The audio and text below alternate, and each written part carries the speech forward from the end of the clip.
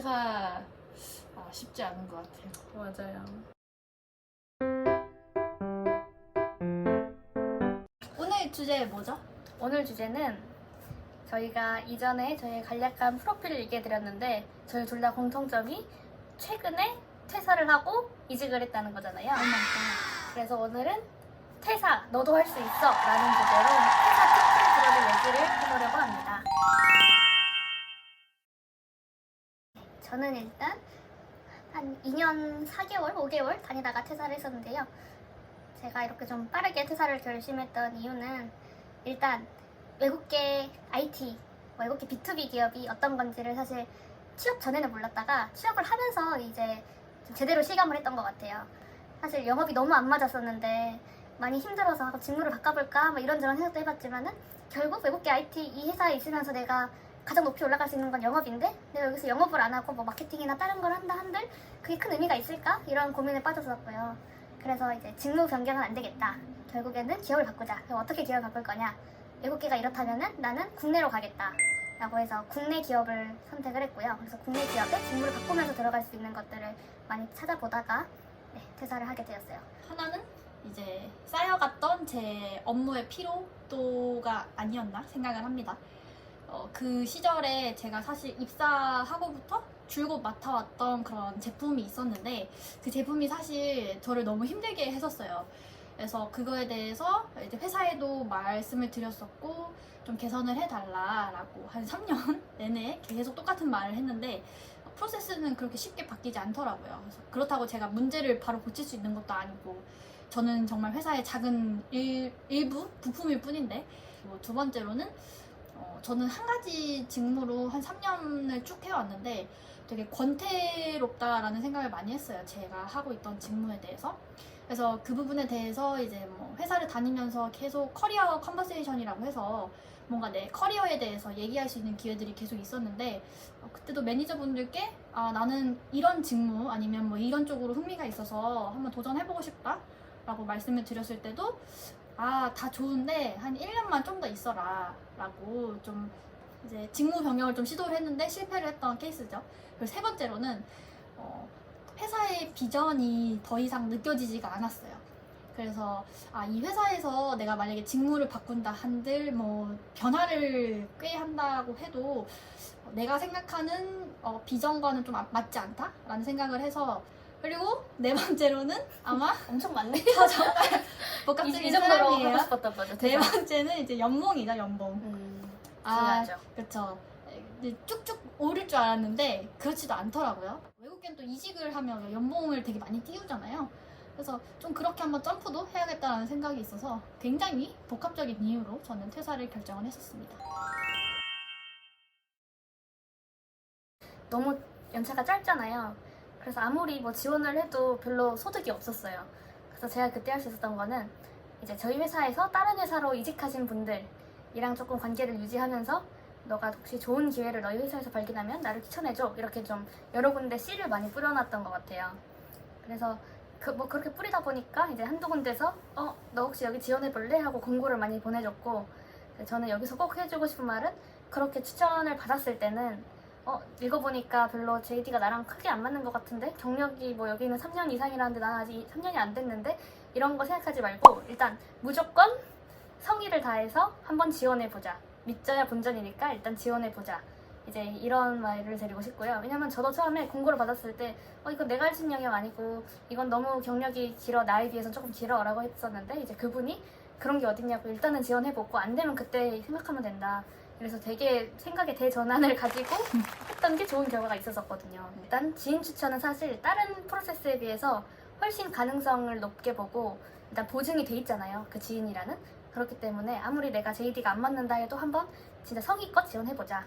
이게 서로 윈윈인 게 저를 추천한 친구도 제가 채용되면은 레퍼럴 보너스를 받죠. 그렇죠. 소득하게 받죠. 쌀쌀하게. 그리고 저 역시도 너무 수월하게 남들보다 더 수월하게 입사를 할 수가 있죠. 이런저런 장점이 있으니까 IT계 있으시다면 레퍼럴을 적극 활용하시기 바라고요. 저는 퇴사 준비를 사실 저도 레퍼럴을 통해서 그 이직에 성공했던 케이스지만 그 과정이 있기 전에 되게 시행착오를 많이 겪었어요. 사실. 그래서 제가 시도했던 방법 중에 하나는 다짜고짜 링크드인에 검색하기.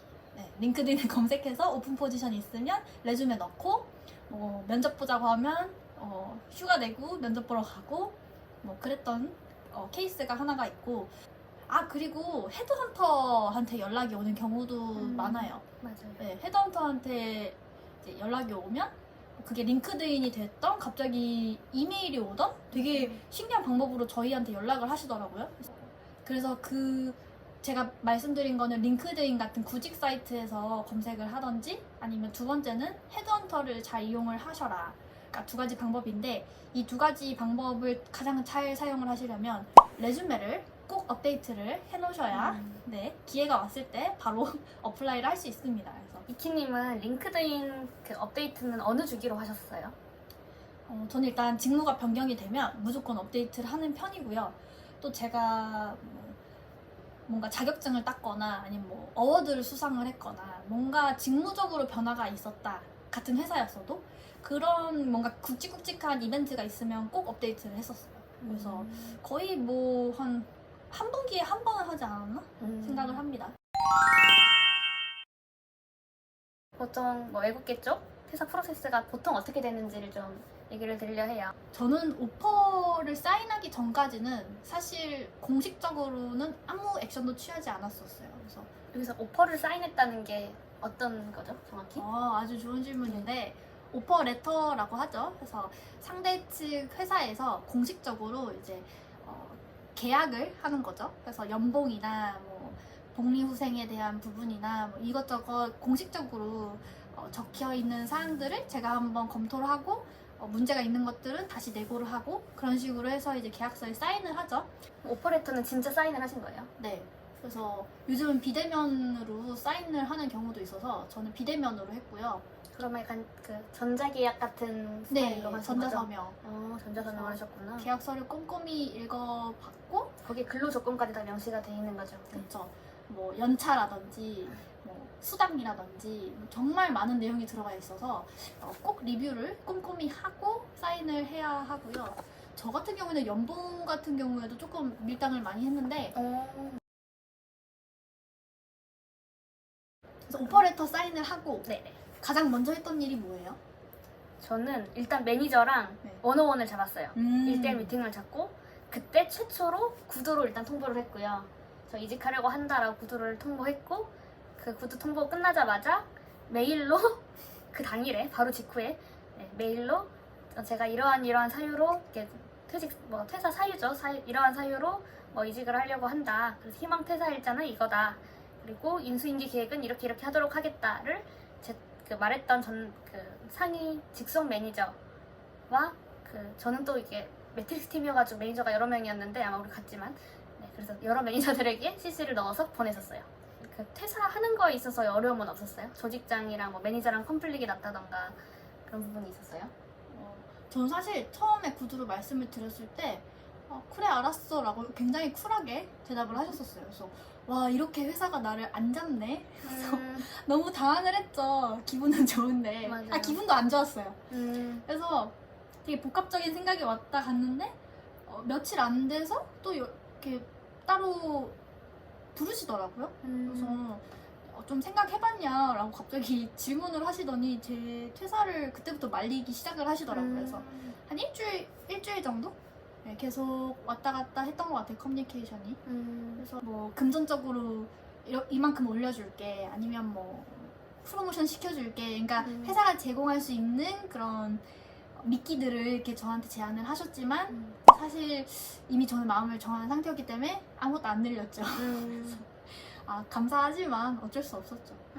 그럴 때는 좀 명확하게 말씀을 드리는 게 차라리 나은 것 같아요. 모두에게 희망 고문이 되지 않게. 네, 이미 마음을 정한 후라면. 네, 그렇죠. 그쵸. 아무래도 매일 같이 일하시는 분들한테 가장 먼저 알렸던 것 같아요. 맞아요. 그러니까 그분들도 뭘 대비해야 될지 준비가 가능하시니까. 맞아요. 일을 더 안 주죠, 그러면. 그렇죠. 그래야 최대한 피해가 안 가죠. 맞아요. 제 퇴사로 인해서. 맞아요. 이제 그 다음에 또 어떤 것들이 진행이 되나요? 그리고 매니저가 아마 인사팀에 의사 전달을 할 거고요. 이 직원이 이 날짜에 퇴사를 합니다. 후임자를 구해주세요. 그리고 퇴사 프로세스를 진행을 해주세요라고 이제 말씀이 될 거고 그때부터 내부적으로 프로세스가 시작이 되죠. 그래서 인사팀에서 필요한 그런 서류들 뭐 예를 들자면 퇴직연금은 계좌 어느 얘기하는 계좌로 거? 네. 받을 거냐 뭐 그런 것도 있고 법인카드는 언제까지 어디로 반납을 해라 뭐 PC나 이런 회사의 그런 재산으로 취급이 되는 것들은 어떻게 반납을 해라 이런 가이드들을 주셨던 것 같아요. 맞아요. 그런 좀 포멀한 프로세스들에 대한 안내를 받고 그런 것들도 사실 시간이 좀 걸리잖아요. 이게 그렇죠. 하루아침에 되는 게 아니라서 그런 것들을 이제 포멀한 걸 진행하면서 또 인포멀하게는 저희가 인수인계도 해야 그쵸. 되죠. 맞아요. 뭐 후임이 그때 안 뽑힐 확률이 높기 때문에 임시로 백업해 주실 분들에게 구두로 이런 프로세스들을 어떻게 하셔야 되는지 그런 내용들을 공유하는 데 시간을 많이 썼던 것 같아요. 프로세스들을 다 거쳐서 퇴산날이 되겠죠? 네. 그러면 퇴산날이 됐을 때는 사실 별게 없어요. 그냥 퇴산날은 반납할 거 반납하고 맞아요. 예, 허무하죠. 떠나면 됩니다. 아, 그리고 저는 그거 퇴사 메일 쓰는 게 사실 같이 일하는 분 아무래도 저희는 큰 조직이 있었다 보니까 같이 일하는 분들이 되게 많았어요. 매트리스 조직이기도 하고 그래서 어떤 분들을 또 누락하면 안 되기도 하니까 저는 엑셀로 막 퇴사 메일 쓸 사람들 정리를 했었거든요. 아 진짜 재밌다 진짜. 이키님 어땠어요? 그냥 한두 명이 아니었잖아요. 저는 그냥 그때 그냥 생각나는 사람 아. 다 적었어요. 혹시 막 누구 빼뜨려서 조금 뭐 난감했던 그런 건 없었어요? 그런 사람은 그냥 아 맞다 하고 또 보내고 그랬죠. 아, 휴가는 혹시 다 쓰고 가셨나요? 휴가는 저는 다 쓰지 않았습니다. 저희가 사실 연초쯤이죠. 그래서 되게 일찍 퇴사를 했던 케이스라 저희는 사실 자녀 휴가가 너무 많았어요. 그래서 그걸 다 쓰시는 분들도 계시는데 저희는 다 쓰진 않았죠. 쓰지 않고 빨리 퇴사를 하는 대신 연차 수당으로 돌려받는 선택을 그쵸. 했죠. 그게 또 쏠쏠합니다. 쏠쏠합니다. 그럼 퇴사한 다음에 그런 뭐 지급받은 돈들 그런 게 되게 정산해야 될 게 엄청 많잖아요. 그런 건 어느 정도 텀을 두고 어떤 항목들이 보통 들어왔어요? 저희는 사실 이제 영업이다 보니까 인센티브가 하나였을 것 같고 네. 인센티브는 지급이 되어야 되는 그 사이클에 맞춰서 입금이 네. 됐었고요. 그리고 또 퇴사자들 사이클을 또 따로 챙기시더라고요, 인사팀에서. 그래서 네. 그거에 맞춰서 주셨었고 그리고 저희 급여, 마지막 급여. 달 급여도 받았었고 세 번째는 퇴직금, 네, 퇴직금. 제일 중요하죠. 네. 퇴직금 어떻게 하셨어요? 저는 현금으로 받는 걸 선택했습니다. 어떻게 하셨어요? 저는 계좌로 그냥 받았어요. 다른 퇴직연금 계좌로요? 예. 그래서 저는 제가 그냥 퇴직연금을 굴리고 있어요. 아, 그러시고요. 아 그리고 또 돈 관련된 거 하나 더 있죠. 네. 연말정산. 그쵸. 이게 진짜 중요합니다. 그 퇴직 시점을 기점으로 해가지고 연말정산을 중도 정산을 해서 그 돈을 돌려주십니다. 맞아요. 보통 많이 받는 것 같아요. 뱉어내는 일은 거의 없는 것 같아요. 예. 웬만하면 이제 받는 것 같고 새로 이직하는 회사에서 또 연말정산을 할 거잖아요. 그때는 이전 회사에서 연말정산 서류를 뗐던 거를 꼭 받아서 같이 제출을 하셔야 돼요. 맞아요. 그래서 중간 정산 받았던 내역을 같이 제출을 하셔야 새 회사에서 연말정산 하실 때 번거로움이 없으실 거고 뱉어낼 일도 없겠죠? 마지막으로 이렇게 돈 정산 받을 때까지 얼마 걸리셨어요? 저는 그 퇴사하고 한 3개월은 월에 한 번씩 뭐가 입금이 됐어요. 네. 그래서 좀 신기했죠. 아 이렇게까지 계속 주는구나. 얼마나 걸렸어요? 저는 참고로 되게 늦게 들어와서 막 징징댔던 경험이 있는데 보통 한 달 내로 다 정산 받으시던데 뭔가 외국계라 그런가 그 법망에 이렇게 들어가는 게 아닌가 해서 저는 거의 2개월 가까이 걸렸어요. 그 모든 돈들을 받기까지. 오 마이 갓. 그래서 그 전에는 아무 돈도 안 들어오고 그 2개월 거의 그 시점 됐을 때 우수수수 다 들어왔어요. 네. 한 번에 막 난 퇴직금 금방 들어오지 생각하시면 안 돼요. 그러고 지르면 안 됩니다. 언제 들어올지 몰라. 지금 본인 소개. 네, 제 소개입니다. 자 그러면 이제 오늘 비디오의 핵심만 한번 좀 찍어볼까요? 그럼 꿀팁들을 몇 가지 좀 저희가 공유를 해볼게요. 첫 번째로는 제가 공유해드린 꿀팁은 퇴사 목적을 좀 확실하게 정리를 할 것. 내 혼자서 이게 너무 즉흥적이거나 감정적이거나 그렇게 단시간에 결정된 퇴사라고 하면 이직을 한다 한들 똑같은 과정을 그쵸. 거치는. 그 밥이 그 밥이다. 맞아요. 그래서 사실 조금 신중하게 생각을 해야 될 것 같아요. 음. 그래서 내가 퇴사를 하고 싶은 이유가 뭔지가 본인한테 확실하게 있어야 맞아요. 나중에 뭐 매니저한테 얘기를 할 때도 그게 전달이 확실히 맞아요. 되겠죠? 아니면 IT 재미없어 소비재 하고 싶어 하면은 뭐 산업 변경이 또 될 수도 있는 거고, 아니면 나는 이 회사를 다녀보니까 성장력도 성장 동력이 뭔가 상실한 것 같고 비전도 없어 보여. 그럼 이제 나는 비전 있는 회사에 갈 거야. 이렇게 가고 싶은 회사에 대한 바운더리가 어느 정도 정해지는 것 같아요. 그래서 그거를 꼭 설정을 하고 그에 맞는 좋은 기업을 찾아서 가는 게 진짜 좋은 이직이고 퇴사이지, 그냥 뭔가 내가 지금 당장 힘드니까 도피처가 필요해. 그래서 아무데나 그냥 지원을 해서 들어가 버리면 제가 보기엔 또 비슷한 그런 쳇바퀴를 또 겪게 될 것 같다. 이게 또 두 번째 꿀팁으로 또 이어지죠. 네. 그래서 가고 싶은 회사를 좀 정리를 하는 게 되게 좋은 것 같아요. 아니면 산업이나. 그리고 그에 맞는 채용 프로세스를 좀 정리를 해서 내가 이렇게 좀 퇴사를 시도를 하면 이직을 시도를 하면 좋겠구나 맞아요. 라고 결정을 하는 게 되게 좋은 것 같아요. 저는 그래서 한 번 또 했었던 게, 일단은 제가 가고 싶은 인더스트리 아니면 받고 싶은 직무를 좀 찍었어요.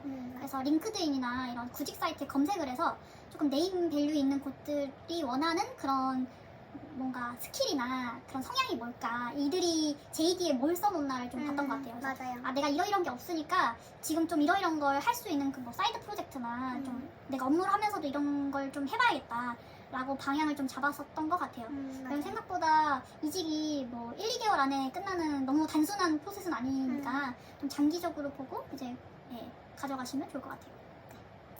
그럼 세 번째 꿀팁. 첫 번째 꿀팁은 카운터 오퍼. 카운터 오퍼를 어떻게 잘 방어를 하냐.